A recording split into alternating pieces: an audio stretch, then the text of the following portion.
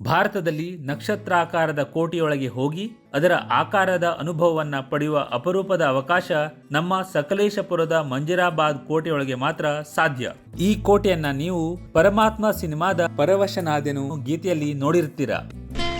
ಪರವಶನಾದೆನು ಅರಿಯುವ ಮುನ್ನವೇ ಪರಿಚಿತನಾಗಲಿ ಹೇಗೆ ಪ್ರಣಯಕ್ಕೂ ಮುನ್ನವೇ. ಶತ್ರುಗಳು ಈ ಕೋಟೆಯ ಹತ್ತಿರ ಬರುವಾಗ ಯಾವುದೇ ಅಗೋಚರ ವಲಯ ಅಥವಾ ಬ್ಲೈಂಡ್ ಸ್ಪಾಟ್ ಇರಬಾರದು ಅಂತ ಟಿಪ್ಪು ಸುಲ್ತಾನ್ ಇದನ್ನ ಫ್ರೆಂಚರ ಸೇನಾ ವಾಸ್ತುಶಿಲ್ಪದ ಮಾದರಿಯ ನಕ್ಷತ್ರಾಕಾರದಲ್ಲಿ 1792ರಲ್ಲಿ ಕಟ್ಟಿಸಿದ್ದನಂತೆ. ಈ ಕೋಟೆಯನ್ನು ಬ್ರಿಟಿಷರು ಮತ್ತು ಇತರ ಶತ್ರುಗಳಿಂದ ಮಂಗಳೂರು ಬಂದರಿನ ಮಾರ್ಗವನ್ನ ರಕ್ಷಿಸಲು ಮತ್ತು ಶಸ್ತ್ರಾಸ್ತ್ರವನ್ನ ಸಂಗ್ರಹಿಸಿಡಲು ಉಪಯೋಗಿಸಿದ್ದನಂತೆ.